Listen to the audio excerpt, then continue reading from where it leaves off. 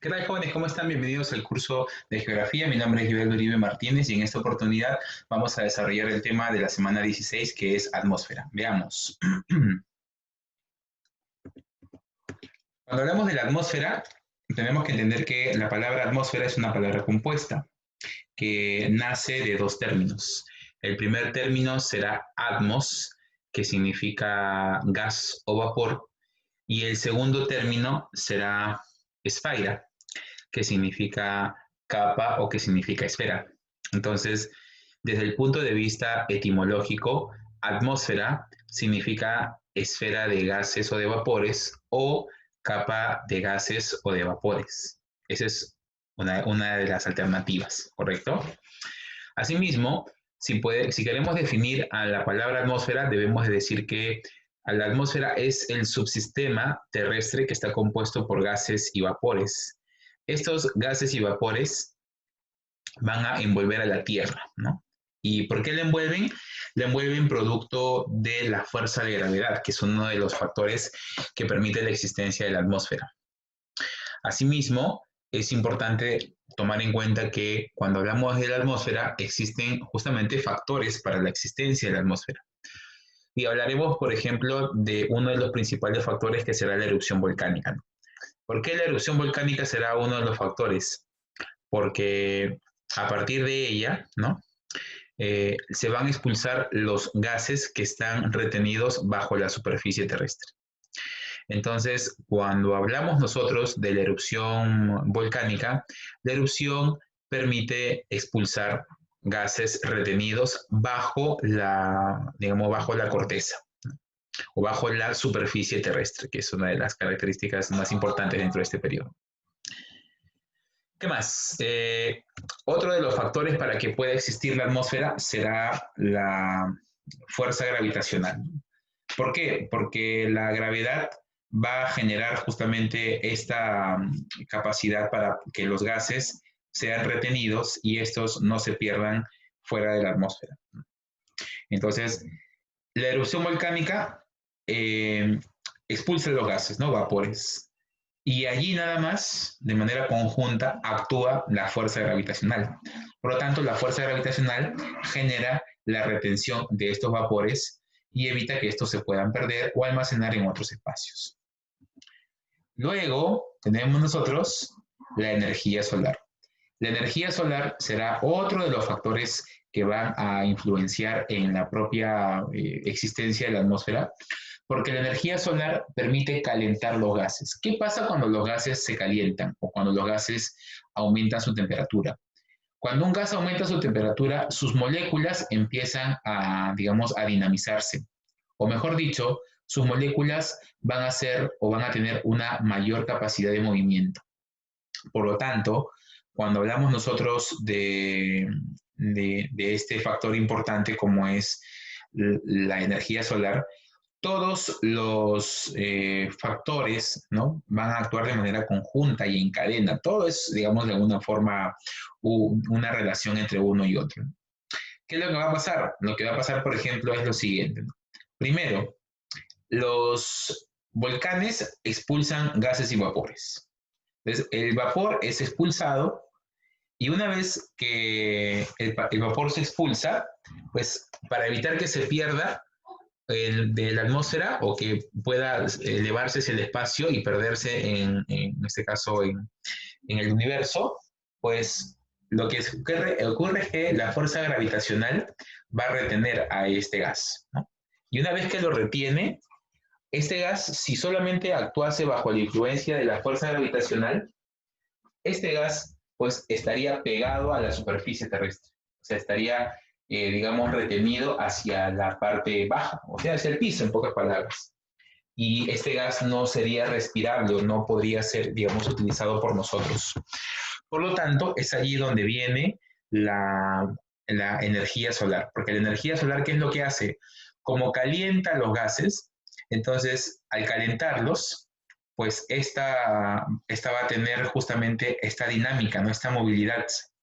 Y a partir de esta movilidad se va a desplazar por diversos espacios, ¿no? Y como se va a desplazar por diversos espacios, entonces va a poder ser respirable, ¿no? Eso es una de las características más importantes. Entonces, La energía solar, a través del incremento de la temperatura, va a, digamos, a generar digamos, un cambio o un desplazamiento, digamos, distinto, ¿no? Y va a generar justamente esta dinámica que es tan importante para la atmósfera. Cuando hablamos de los componentes de la atmósfera, diremos que la atmósfera va a estar compuesta por, digamos, tres tipos de elementos. Tenemos en primer lugar los elementos permanentes, luego tenemos los elementos variables y también los elementos sólidos. Cuando hablamos de los elementos permanentes, hablaremos de dos elementos químicos importantes, que será el nitrógeno y el oxígeno. El nitrógeno, que está en 78% de presencia porcentual, el oxígeno, que está en 21% de presencia porcentual, y otros gases. Los otros gases sería el 1%, ¿no? Que vendría a ser una cantidad, entre comillas, menor. A veces uno dice, bueno, pero 1% no es nada, ¿no? Y en realidad, pues, el 1% sí, sí es una cantidad importante, teniendo en cuenta el tamaño de la atmósfera que tiene la Tierra, ¿no? Entonces, teniendo en cuenta el tamaño, obviamente, pues, es una de es una condición característica muy, muy importante, ¿no? En cuanto a las presencias en porcentajes. Luego tenemos los elementos variables, ¿no?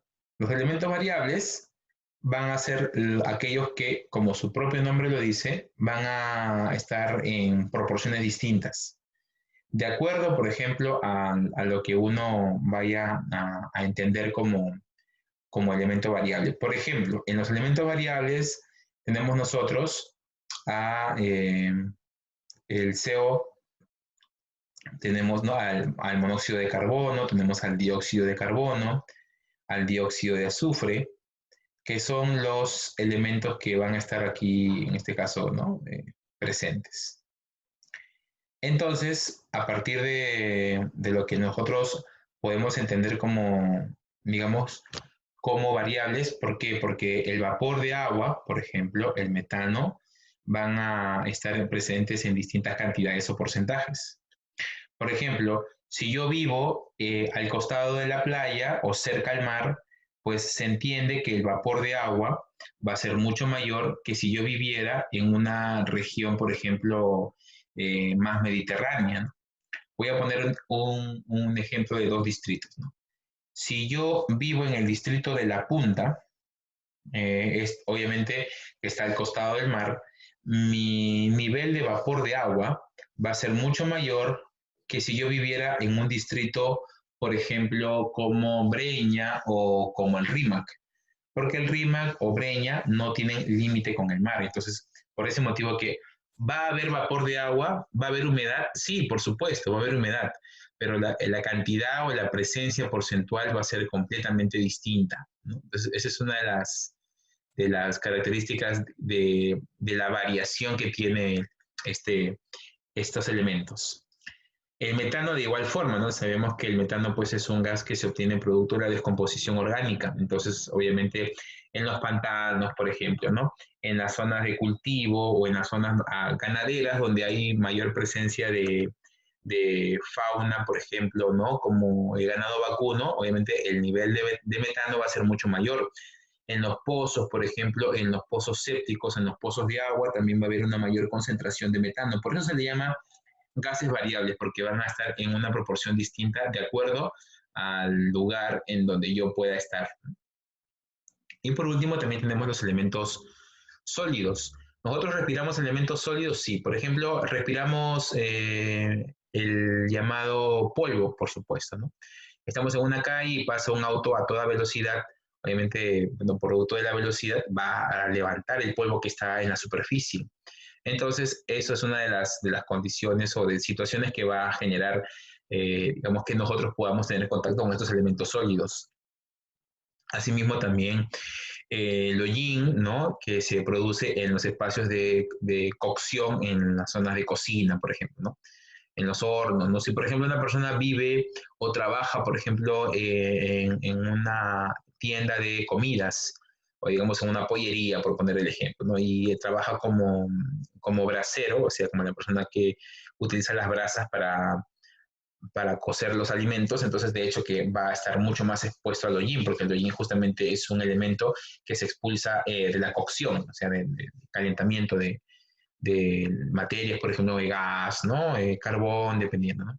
El polen, las anillas, las penusas, de igual forma también. Son elementos que vamos a tener nosotros aquí como parte de un elemento sólido que nosotros podemos respirar. Si vivimos cerca de un parque, también, ¿no? Vamos a respirar más polen que si estuviéramos en una zona, pues, ¿no? Donde hay mucho más pavimento. Vamos a hablar acerca de las características de la atmósfera, ¿no? La atmósfera tiene siguientes características. Tenemos, por ejemplo, es expandible, comprimible y dinámica. Expandible significa que la atmósfera tiene la capacidad para poder abarcar diversos espacios. La atmósfera adquiere la forma del lugar donde está, ¿no? O sea, la atmósfera adquiere la forma de auto, la forma de una casa, la forma de un ascensor, porque la atmósfera, digamos, se expande en estos espacios. Pero asimismo, la atmósfera también es comprimible, ¿no? ¿Por qué? Porque puede ser retenida en espacios pequeños, ¿no? Si yo tengo una botella, por ejemplo, esta botella, digamos, está completamente vacía, una botella de agua de 3 litros, y yo cierro o tapo la botella, pues definitivamente dentro de ella voy a tener se va a contener, por ejemplo, atmósfera. Entonces, por eso decimos que la atmósfera también es comprimible. Pero también tenemos nosotros que la atmósfera es dinámica. ¿Por qué decimos que es dinámica? Porque va a desplazarse en diversas direcciones. La atmósfera, gracias a la presión de los vientos, y eso lo vamos a ver más adelante, obviamente va a tener, digamos, distintas direcciones o va a adquirir distintos espacios de desplazamiento, ¿no? Puede desplazarse a poca velocidad o a gran velocidad. Depende mucho de los factores como por ejemplo la presión atmosférica, la temperatura también, ¿no? La estación en la cual nos encontremos. Esos son factores que suelen influir. Vamos a hablar acerca de la estructura de la atmósfera, ¿no? La atmósfera, partiendo de su variación térmica o según su variación térmica, está compuesta por 4 capas que son netamente capas atmosféricas y una capa que es el límite con el espacio exterior. Entonces, en la atmósfera vamos a encontrar nosotros, ¿no? Estas cuatro capas netamente de la Tierra y después vamos a encontrar ya una capa límite con el espacio exterior. Veamos. Hablaremos sobre la primera capa llamada troposfera, ¿no?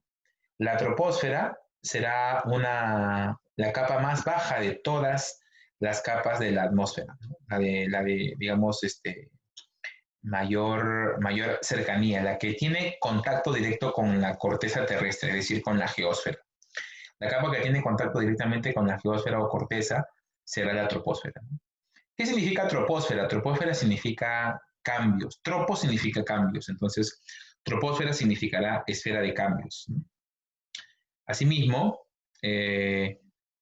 la elevación de la troposfera va a variar, ¿no? Va a ser distinta. ¿Por qué? Porque la troposfera va a tener, por ejemplo, digamos, anchos que pueden ser distintos. Por ejemplo, en una zona donde yo voy a estar cerca a la zona ecuatorial, o sea, donde hay mayor cantidad de precipitaciones y también donde hay mayor temperatura, allí la atmósfera va a ser mucho más elevada, o mejor dicho, la atmósfera va a ser más alta, ¿no? ¿Por qué va a ser más alta la atmósfera? Obviamente va a ser más alta porque aquí vamos a encontrar nosotros una mayor dimensión debido al calor, ¿no? El calor es el que genera justamente este efecto.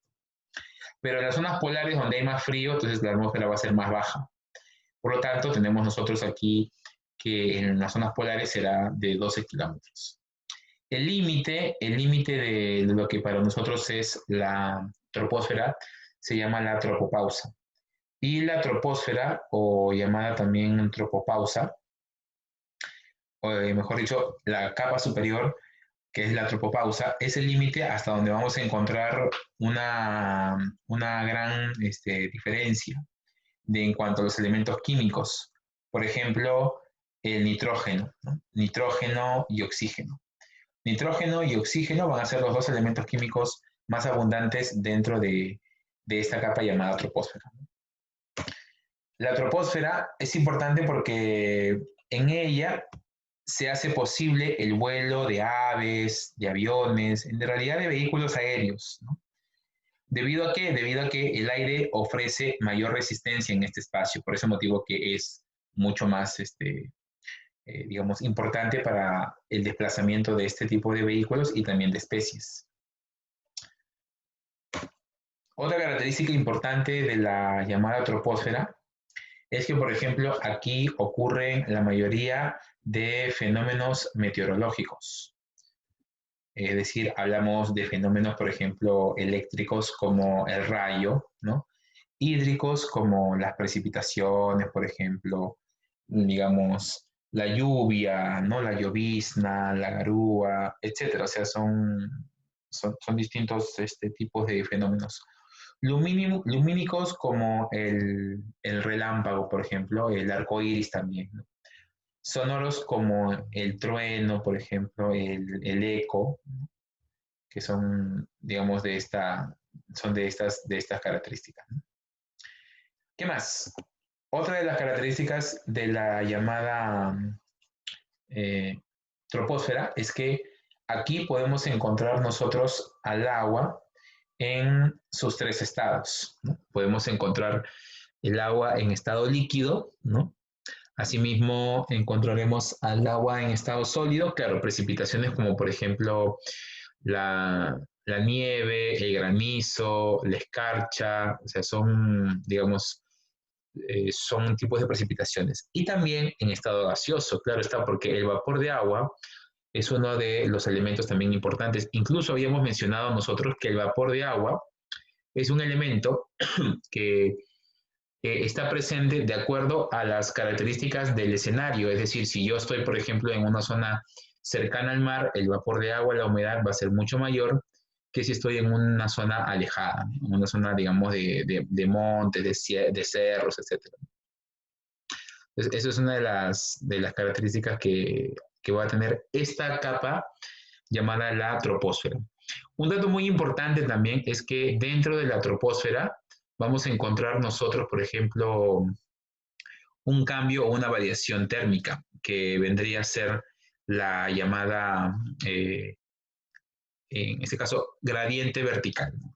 ¿Qué es el gradiente vertical? Bueno, el gradiente vertical básicamente es la relación inversa que existe entre la elevación y la temperatura. Es decir, en la troposfera, a medida que los elementos suben, ¿no? Es decir, a medida de que vamos ganando mayor elevación, obviamente la temperatura va a disminuir, ¿no? Entonces, mientras yo subo 1000 metros o si yo me elevo 1 kilómetro, obviamente la temperatura va a bajar en promedio 6 grados centígrados. Esa es una de las características que tiene la llamada troposfera y que se conoce como el gradiente vertical, ¿no? Gradiente vertical que se eleva con estas condiciones. Luego tenemos a la estratosfera, ¿no? La estratosfera, también conocida como esfera o capa de niveles, tiene una elevación que puede llegar hasta los 35 o 50 kilómetros de elevación. El límite de la llamada estratosfera será la estratopausa, o sea, será una capa o un espacio donde será el límite máximo. Es como si fuera el techo, ¿no? Y el elemento químico que acá existe y que es el más abundante será el óxido 3, mejor dicho, llamado el ozono. El ozono será aquel elemento químico que va a ser el más abundante dentro de esta capa llamada la estratosfera. Características generales de la estratosfera es que en ella vamos a encontrar a la famosa ozonosfera o también llamada capa de ozono. Y sabemos que la ozonosfera o capa de ozono se caracteriza porque permite filtrar los rayos ultravioletas. Sabemos que estos rayos ultravioletas generan diversos efectos en la vegetación, en la flora y también en la fauna.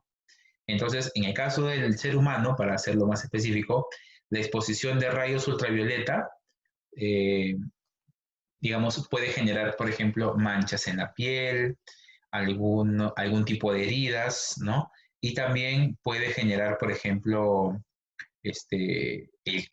a una exposición masiva puede generar el cáncer a la piel, en el caso de una exposición masiva.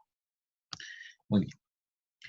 Entonces, acá tenemos la famosa capa de ozono. Y nosotros también debemos explicar qué pasa con la capa de ozono, ¿no? Porque el hombre, ¿qué es lo que hace, digamos, para afectar la capa de ozono? Lamentablemente, el ser humano lo que hace es, o mejor dicho, ha creado elementos que teóricamente ayudan a solucionar problemas, pero que han generado otros, como por ejemplo la creación de los CFC, que son llamados los clorofluorocarbonos, o en todo caso sprays, ¿no? De uso doméstico. Estos clorofluorocarbonos se han utilizado en diversos elementos, como por ejemplo pinturas, ¿no? Se han utilizado, por ejemplo, en desinfectantes, en aromatizantes, etc. Estos clorofluorocarbonos, lamentablemente, cuando se expulsan hacia la atmósfera, terminan destruyendo al ozono. Y esto obviamente evita que la capa llamada la estratosfera pueda filtrar los rayos ultravioleta y nos expone a nosotros más a la presencia de estos tipos de gases. Y también tenemos los HFC, ¿no? Lo llamado hidrofluorocarbono, que son gases que están dentro de los sistemas de refrigeración y también de aire acondicionado. Estos gases se caracterizan porque también son contaminantes y afectan a la existencia, o mejor dicho, afectan al ozono 3 o al ozono en todo caso, ¿no? Generando pues una mayor exposición a los rayos ultravioleta. Bien, hasta aquí llegamos con esta primera parte y continuaremos con la segunda parte, chicos. Gracias.